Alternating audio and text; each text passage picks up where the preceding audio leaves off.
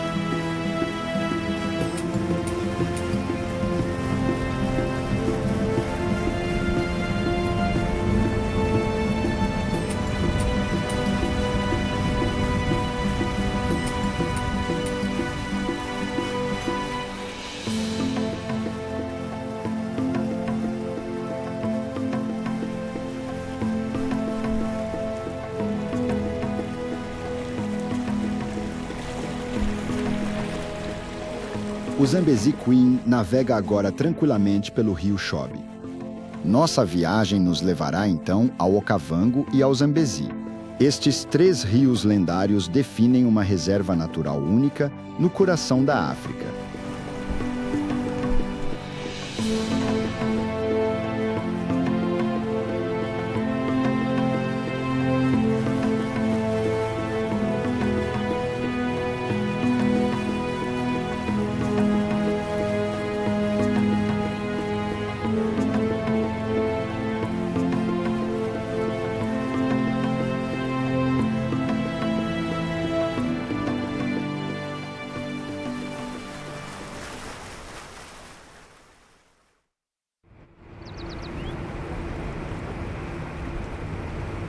O rio Chobe, que demarca a fronteira entre Botsuana ao sul e Zâmbia ao norte, pertence ao mesmo sistema fluvial dos rios Okavango e Zambezi.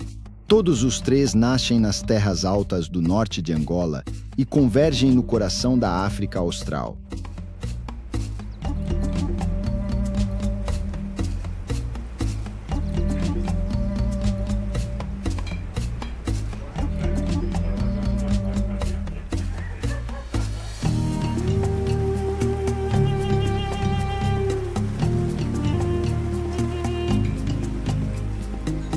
Após uma breve manhã no rio, o Zambezi Queen surge à vista do Parque Nacional Chobe.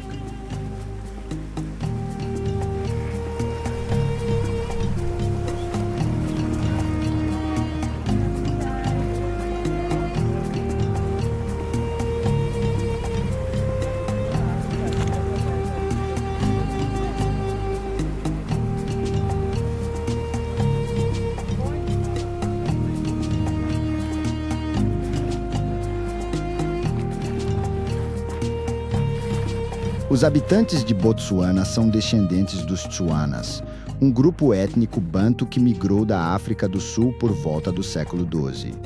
Apesar das frequentes guerras tribais, a região em torno do rio Chobe permaneceu sob controle africano até o século XIX. Os britânicos, que dominavam a África do Sul, expandiram seu controle para Botsuana, e os alemães tomaram a Namíbia. Esses conflitos coloniais não afetaram o povo desta região. Então, como agora, eles continuaram vindo da Namíbia ou de Botsuana para atravessar o rio Chobe.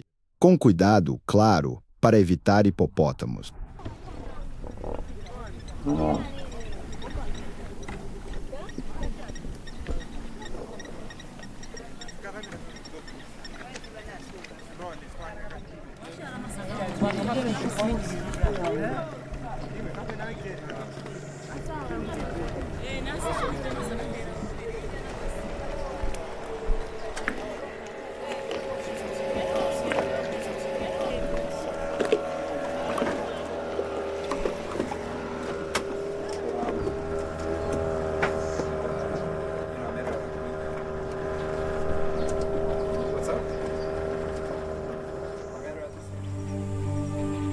Do planalto do Parque Nacional Chobe, podemos avistar os meandros do rio e a vasta planície namibiana além.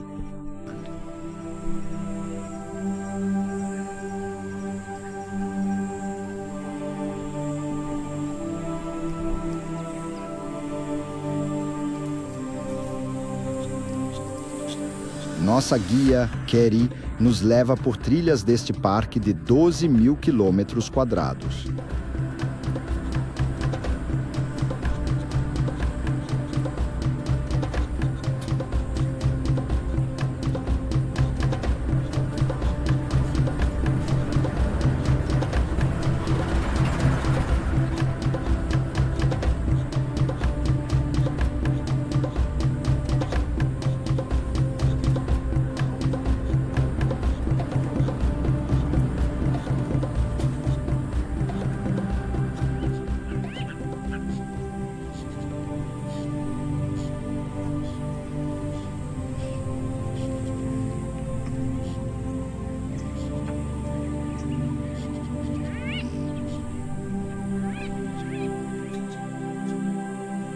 Keb sabe os hábitos de cada espécie no parque. Keb não nos trouxe para ver este búfalo que nos observa, nem para ver este antílope sable de chifres magníficos. O objetivo era encontrar cães selvagens africanos. Esses caninos, com sua forma magra, são caçadores temíveis.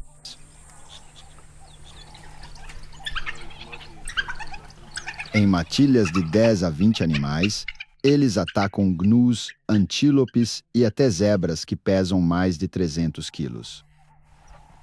Cansados de caçar a noite toda, dormem profundamente.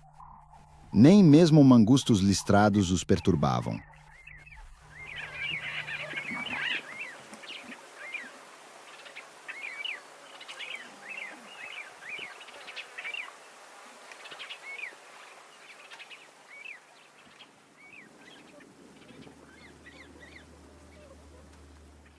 Nesta época do ano, os mangustos listrados estavam vindo para beber água. É um período de calor. Mangustos listrados são, na verdade, carnívoros e se alimentam de carne. Assim, eles se alimentam de insetos como escorpiões e até de rãs, caso as encontrem. Sua principal alimentação são larvas de besouros do esterco, encontradas no centro das bolas de excremento.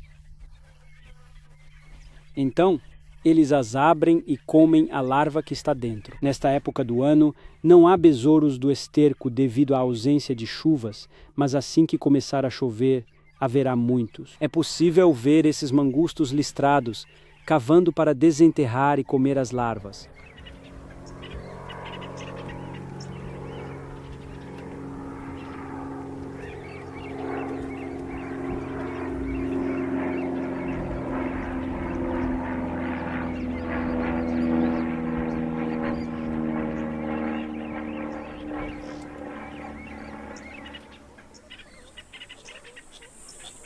O parque abriga um grande número de animais.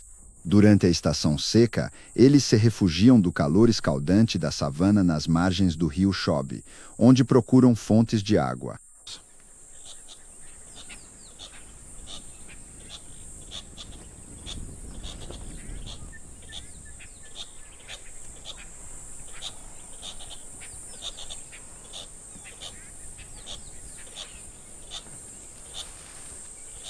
Os 40 mil elefantes do Parque Chobe migram diariamente.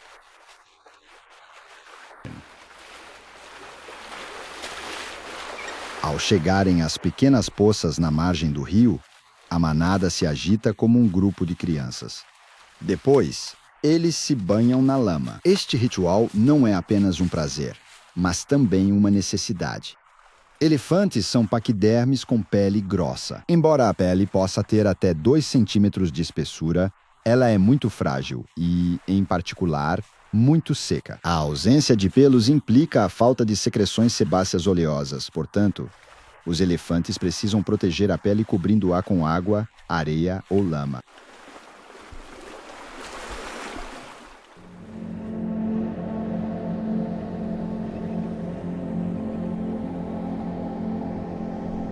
O dia chega ao fim, e ainda na companhia de Keb, seguimos para a grande ilha ancorada no meio do rio Chobe. Búfalos, hipopótamos e os elefantes, naturalmente, mergulham e atravessam o rio para pastar nestes ricos campos verdes.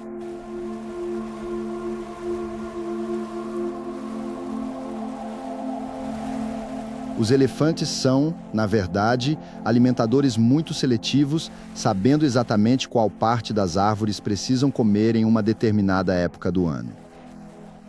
Nesta época, quando há menos grama ou nenhuma folha nas árvores, eles tendem a comer as raízes da vegetação. Por saberem que nesta época do ano todos os nutrientes são retidos nas raízes, os elefantes retiram a grama, sacodem a areia e, após limpá-las um pouco, comem as raízes.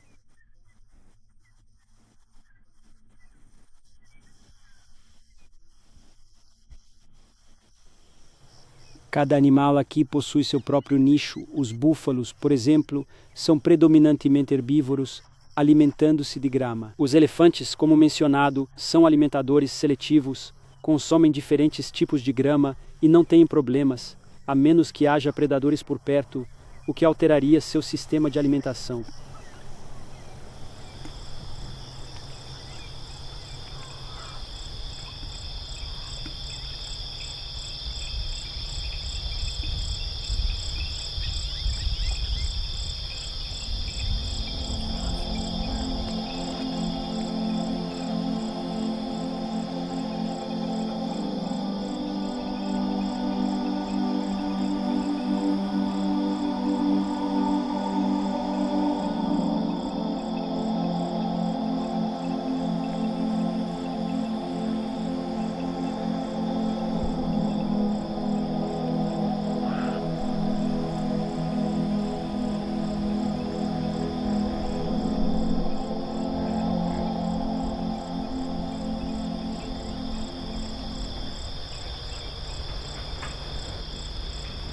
Assim termina nosso primeiro dia em Botswana, enquanto o Zambezi Queen volta a navegar, e no convés superior, permanecemos hipnotizados pelo espetáculo deslumbrante que passa diante de nossos olhos.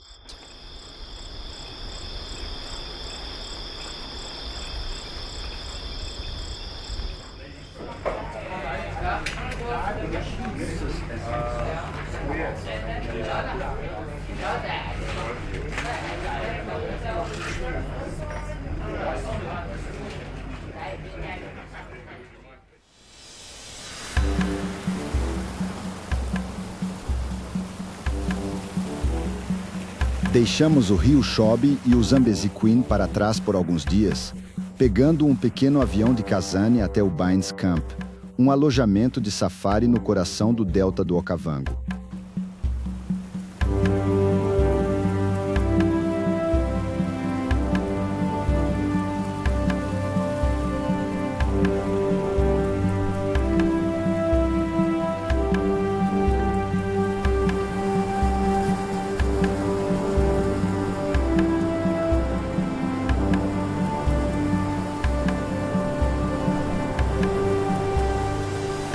Here, Martin, our new guide, is going to take us to...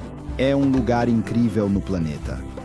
O delta recebe sua água principalmente de Angola, vinda das suas terras altas, onde a chuva desce até a parte sul de Botswana, atravessando a Namíbia até o Panhandle.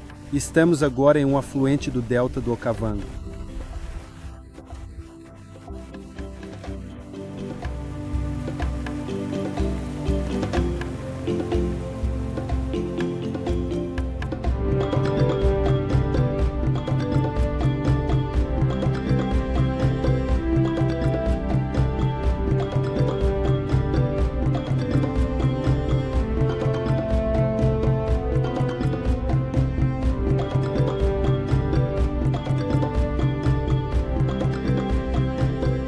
Riverbend.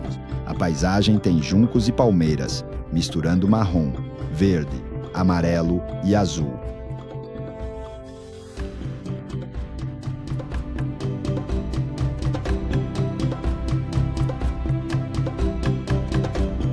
O Okavango é um rio milagroso e também efêmero. depois evapora antes mesmo de alcançar o mar.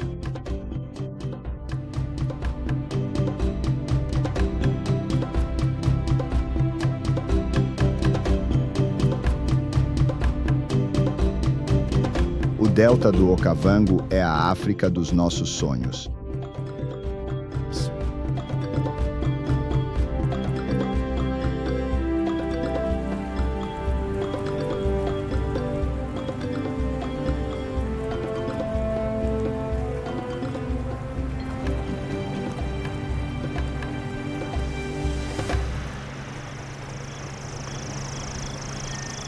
É difícil mensurar o quanto diminuiu. A intensidade da cheia é maior este ano, com volume de água superior aos últimos 10 a 15 anos. Consequentemente, o próprio delta se expande consideravelmente, cobrindo áreas onde não houve água nos últimos 10 ou 15 anos. O delta é dinâmico e se transforma continuamente.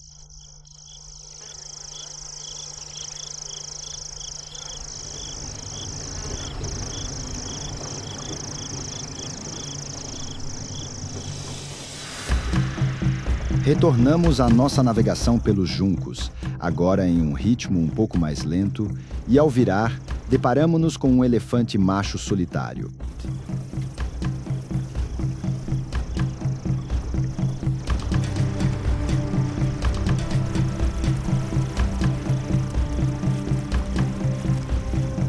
Deslizamos pela superfície desse espelho d'água, cujas cores se transformam a cada segundo sob o brilho do sol poente.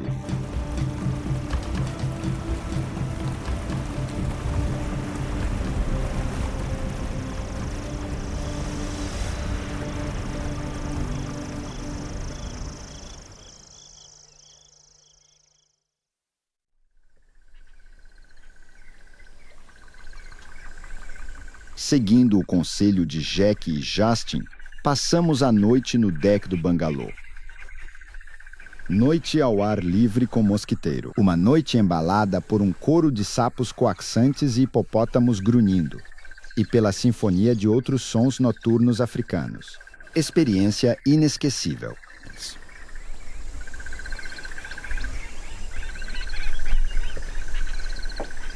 Seguindo o exemplo de Justin e Jack, embarcamos em um mokoro, a canoa tradicional do delta. Hoje de resina, antes esculpidos em madeira natural, não qualquer tipo. Existem algumas árvores especiais comumente usadas para fazer mokoro, como a quindelha africana, conhecida como árvore salsicha, além da marula e da jacalberry, também chamada de ébano africano. Contudo, a árvore salsicha é a mais preferida para a confecção dos mocoros, devido à sua longa durabilidade.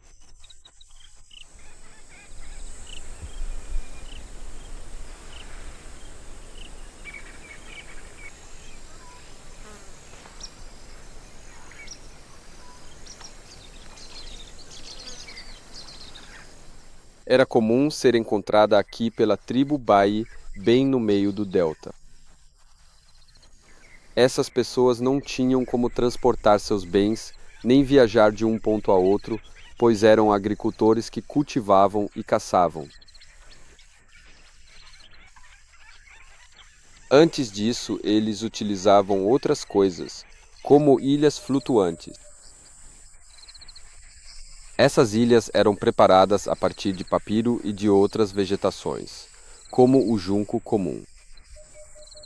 Com isso, formavam grandes feixes e flutuavam com eles, pois o papiro é especialmente leve, sendo esse o primeiro meio de transporte utilizado antes do mokoro.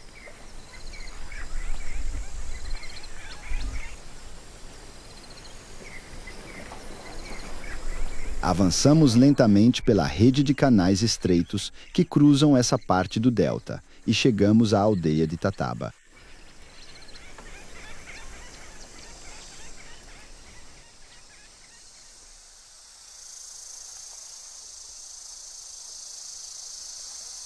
Pesca, agricultura, artes e ofícios. atividades tradicionais insuficientes para tirar a aldeia da pobreza. Os habitantes agora consideram as pousadas de safari que praticam o ecoturismo no delta. Visita oferece ao ancião Basile chance de ganhar dinheiro, fazendo varas de mocoro para guias do acampamento de Bain.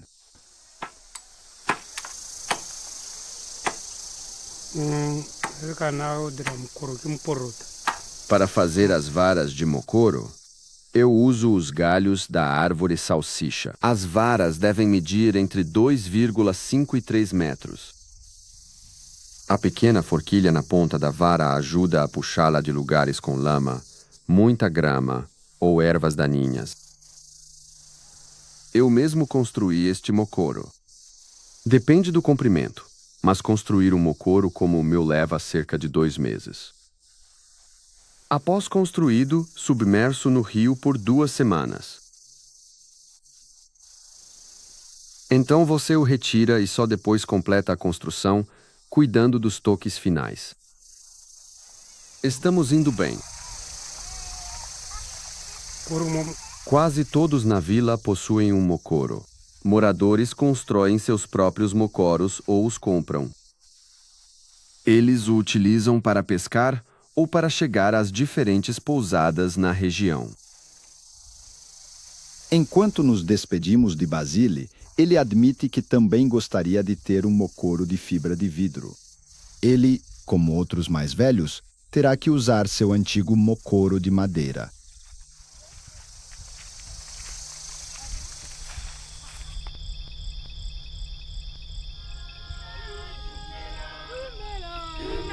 Última noite na pousada. Despedem-se com canções tradicionais de Botsuana.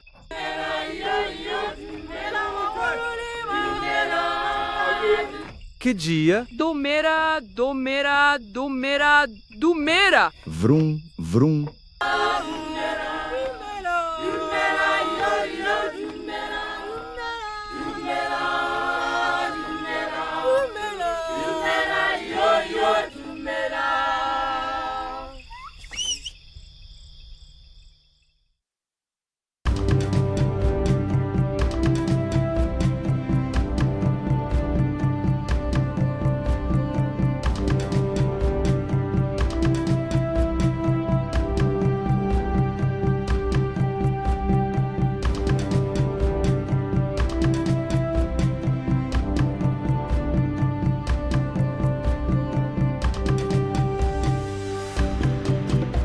Voando novamente sobre o delta do Okavango, somos deslumbrados pela beleza da paisagem e pela força vital que prospera diante de nossos olhos.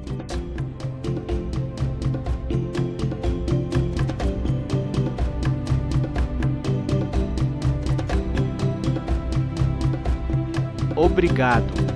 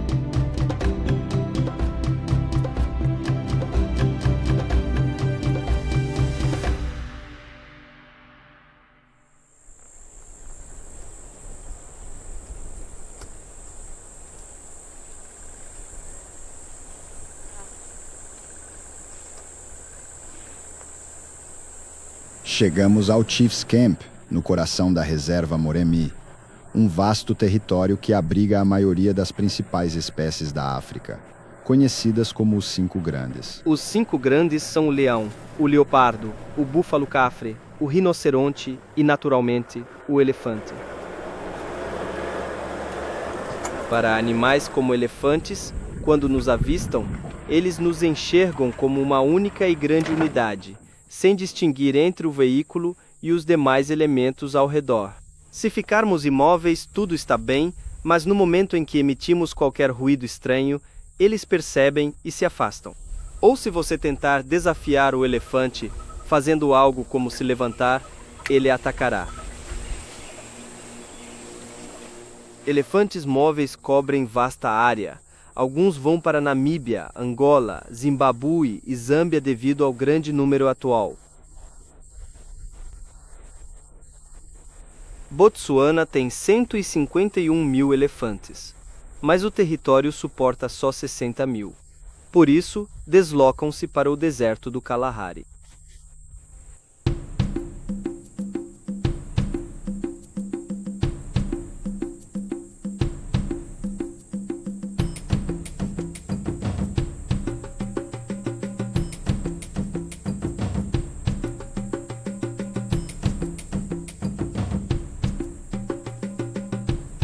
Os guias do parque mantêm contato constante por rádio, tanto por segurança quanto para sinalizar o paradeiro de certos animais. Graças a uma chamada, vimos um segundo dos 5 grandes. Leopardos são solitários. Eles vivem sozinhos em um grande território, onde é possível encontrar tanto fêmeas, muitas vezes com filhotes, quanto machos. O único momento em que um macho e uma fêmea se unem é quando a fêmea está no cio. Esta mãe cuida dos filhotes até 18 meses, como o que observamos.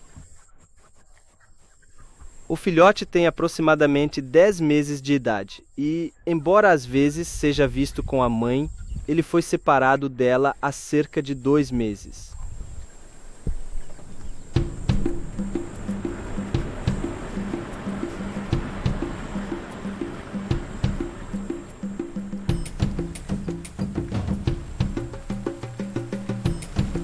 Obrigado.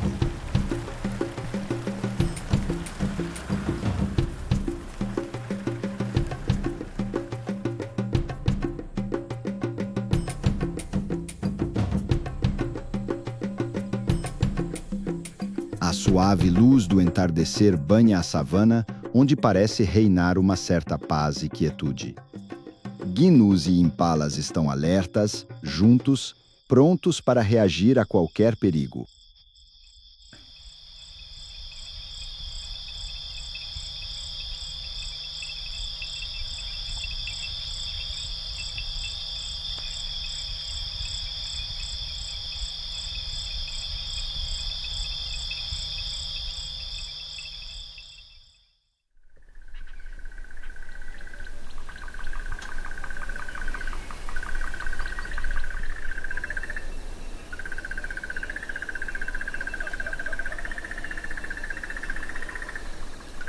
O dia amanhece sobre Tifscan e amanhã é um dos melhores momentos para observar os animais.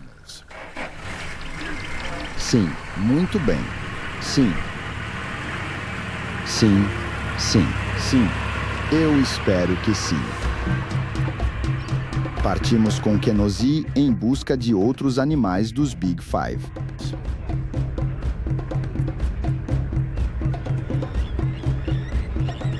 Vimos elefantes e leopardo. Agora, encontramos búfalos facilmente. Vagam na pista de pouso, assustando pilotos.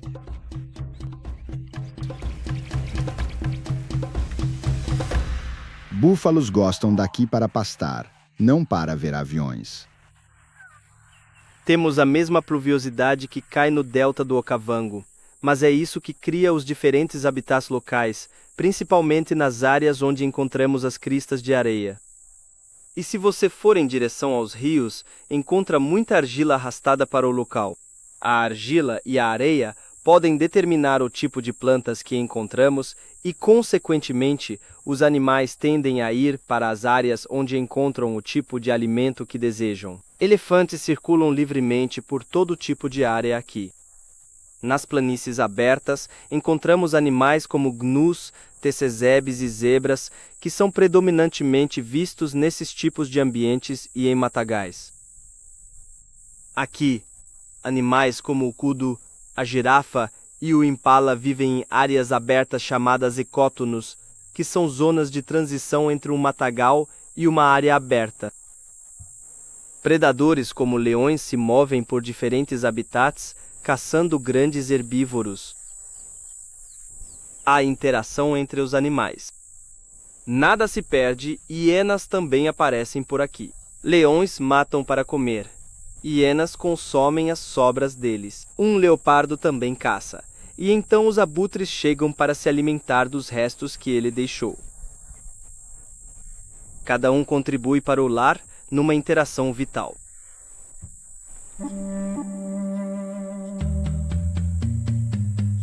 Ansiosos pelo rei das feras. Mas uma alcateia de 15 fêmeas descansando com um macho majestoso supera todas as expectativas.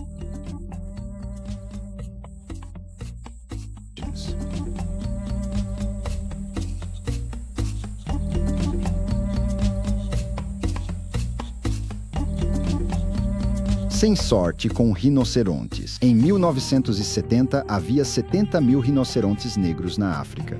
Caçados por seu chifre afrodisíaco, restam 4 mil, com apenas 40 em Botsuana.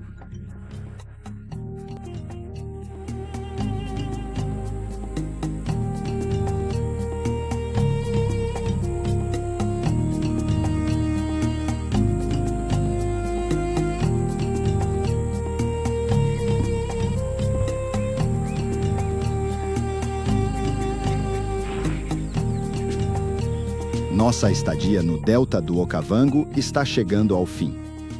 Milhares de insetos, répteis, anfíbios, aves e mais de 150 mamíferos, como estas zebras, habitam o delta. O Okavango não é apenas um notável santuário natural, mas também um gigantesco laboratório da biodiversidade africana.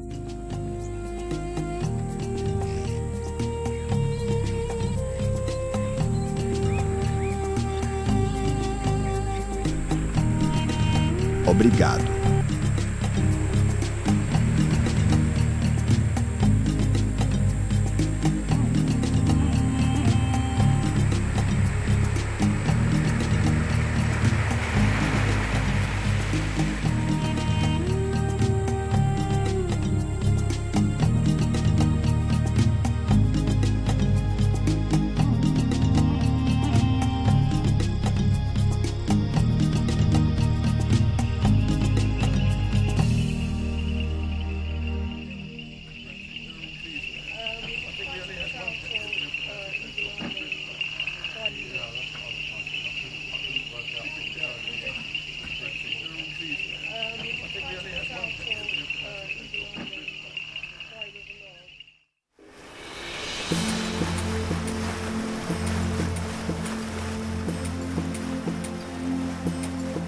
Voltamos ao Zambezi Queen e seguimos pelo rio Chobe.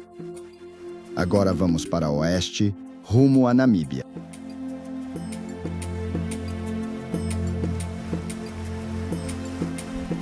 Acho que foram quase 11 horas de voo de Londres. São 9:05 horas de dormir.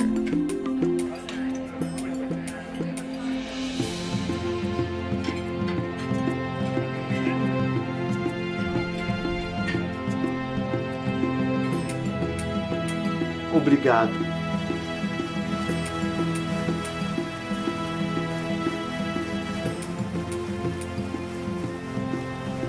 A embarcação tem 45 metros de comprimento e 8 metros de largura.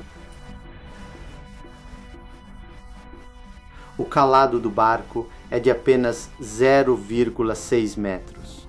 Portanto, ela consegue navegar em águas rasas, pois seu calado é de menos de 1 metro, sendo ideal para a navegação no rio Chobe.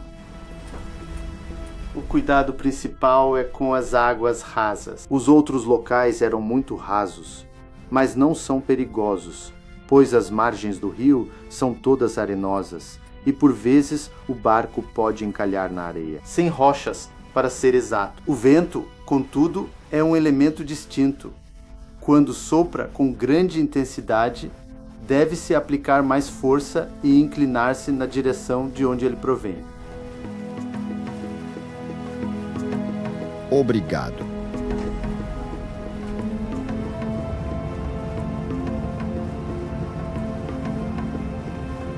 Olá?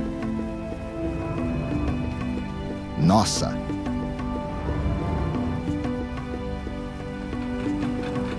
Depois que o barco é fixado ao poste de amarração no meio do rio, partimos com Francis, um dos jovens guias do Zambezi Queen, em direção à margem namibiana do Chobe e à ilha Impalila.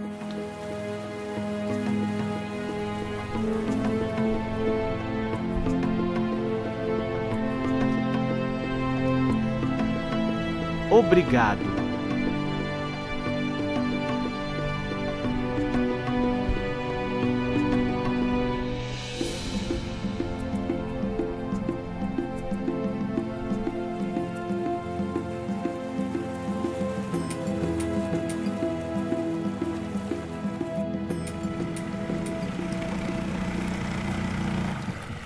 Barcos transportam pessoas entre Botsuana e Namíbia, cruzando o rio. Poucos visitantes vão longe do Parque Nacional de Chobe, onde se concentram as instalações turísticas.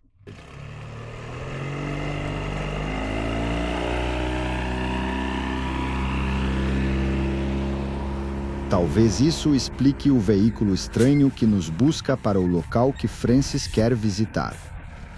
Obrigado!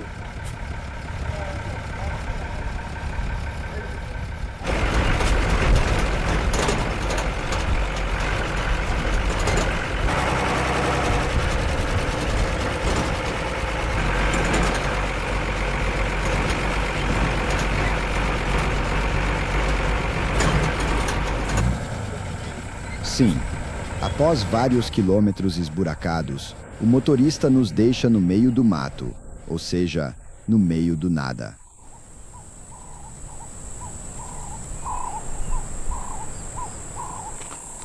Permanecemos com Francis, que, por fim, nos conduz ao pé de um baobá gigantesco.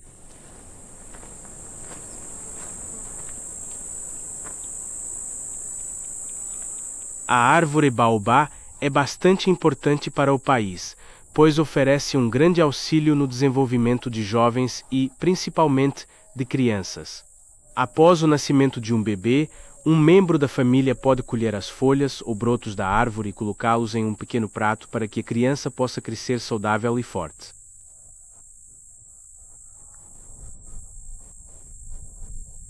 Vital para as populações locais.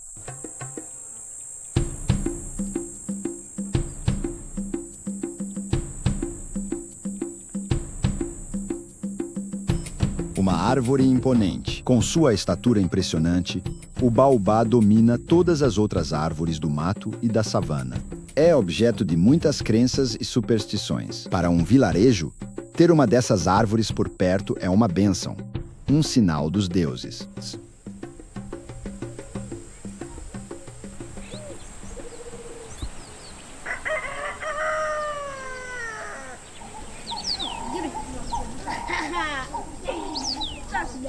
É ao pé desta árvore que os moradores de Cassinou decidem juntos. Acontece hoje. Tony, o proprietário do Zambezi Queen, gostaria de adicionar uma visita à vila ao programa regular de seus cruzeiros. Moradores discutem presença. Cada um apresenta sua opinião. A proposta os agrada, então agora é apenas uma questão de tempo e dinheiro.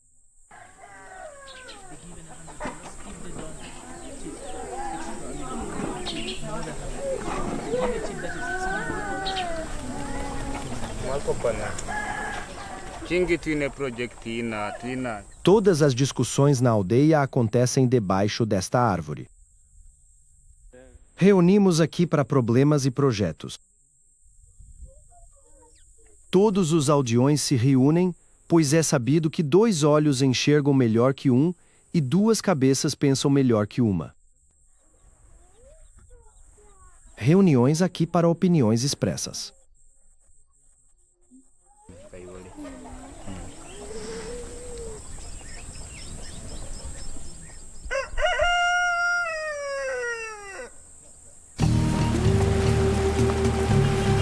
Deixamos a aldeia de Cassinou e regressamos a Zambezi Queen.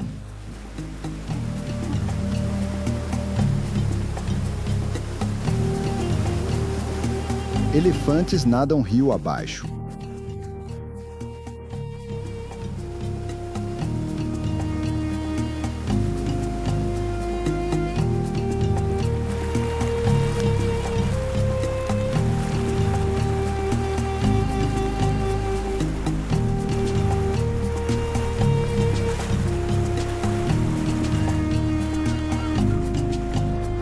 Ao se aproximarem da margem, aqueles que conseguem tocar o fundo concluem a travessia a pé. Os outros, menores, avançam usando a tromba como snorkel.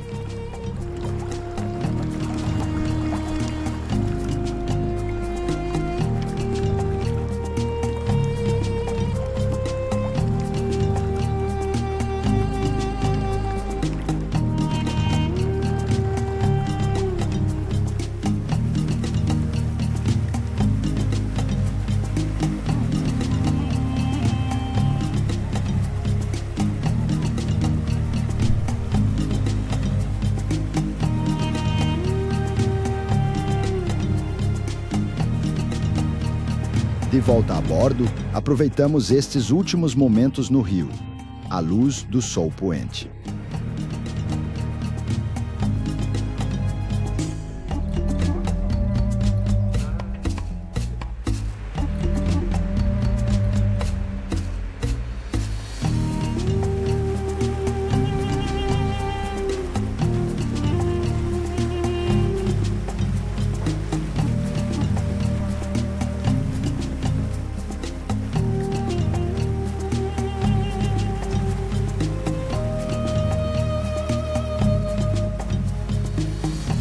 Para esta última noite do nosso cruzeiro, a tripulação do Zambezi Queen organizou um jantar na margem do rio. Uma celebração animada pelo ritmo das canções e danças dos aldeões locais.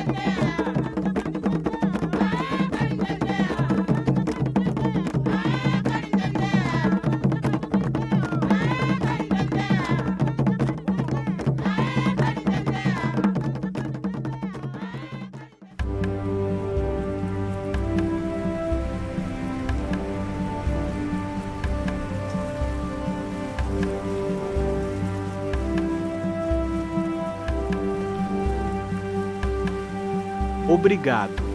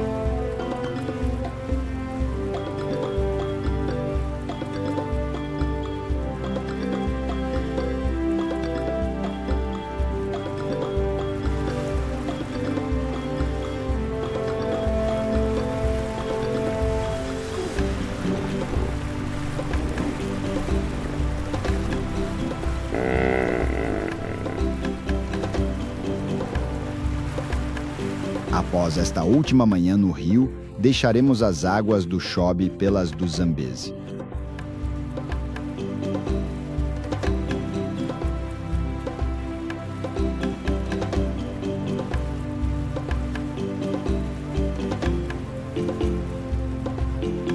Continuamos nossa viagem de carro por um curto trecho.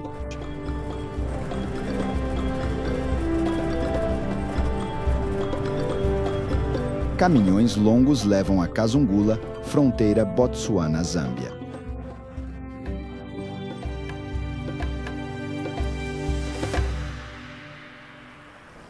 Obrigado.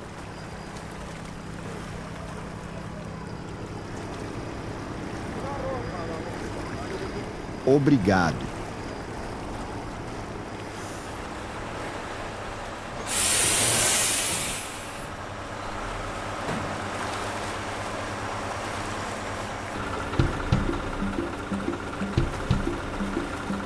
Balsa cruza Zambezi, mais de 400 metros de largura.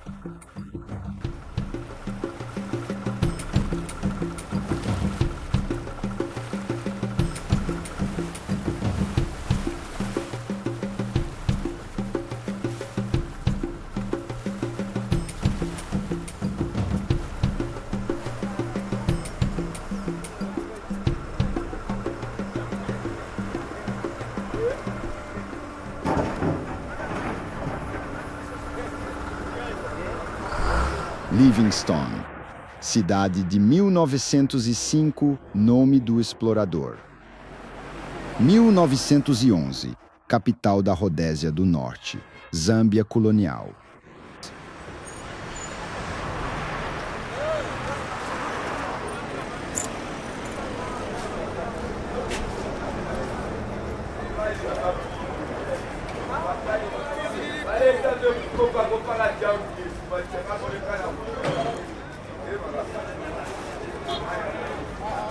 Em 1935, capital muda para Lusaka. Livingstone virou uma tranquila capital provincial. Casas coloniais e mercados africanos coloridos se misturam.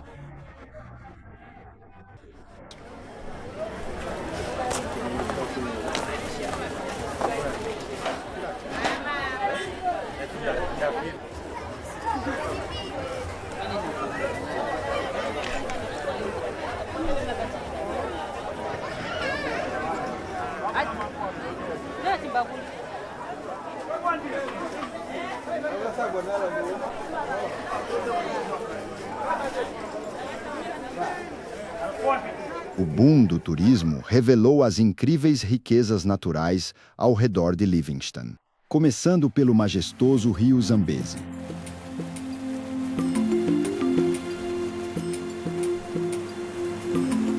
Com 2.500 quilômetros de extensão, o Zambezi é um dos 4 grandes rios da África, ao lado do Nilo, do Congo e do Níger. Sua largura e imponência são a fonte de muitas lendas e tradições ainda praticadas pelas tribos ribeirinhas. Durante a estação chuvosa, quando a área é inundada, ocorre uma cerimônia chamada Kuamboka, realizada pelo povo Lozi.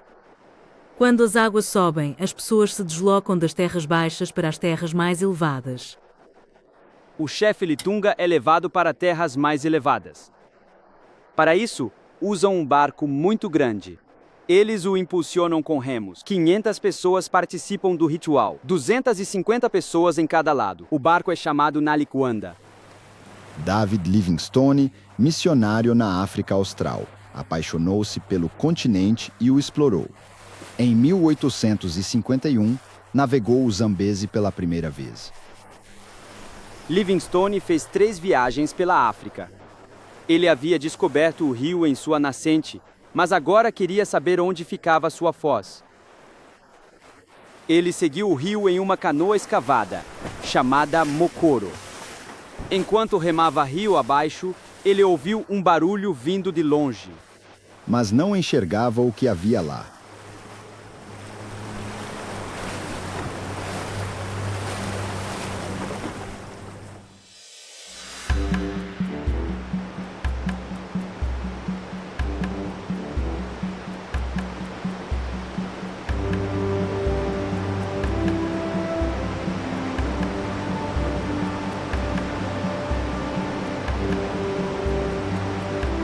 Com 1.700 metros de comprimento e 108 metros de altura, David Livingstone gradualmente abriu caminho até o sopé de Otunya, a fumaça que trovaja.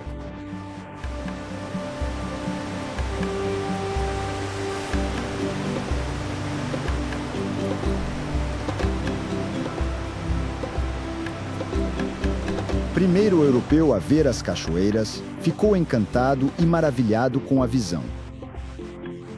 Nomeou-as Vitória em homenagem à rainha da Inglaterra.